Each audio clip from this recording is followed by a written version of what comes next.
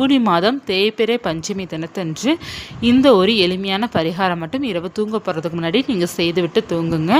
உங்களுக்கு நினைத்தபடி அப்படியே நடக்கும். என்ன செய்ய வேண்டும் அப்படிங்கிறத அந்த பதிவில் பார்க்கலாம்.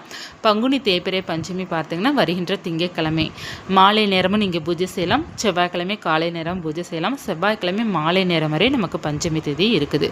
இதற்கான தெளிவான பதிவு பார்த்திங்கன்னா நான் உங்களுக்கு சேனலில் கொடுத்துருக்குறேன். வேணுங்கிறவங்க அந்த பதிவை நீங்கள் பார்த்துக்கோங்க.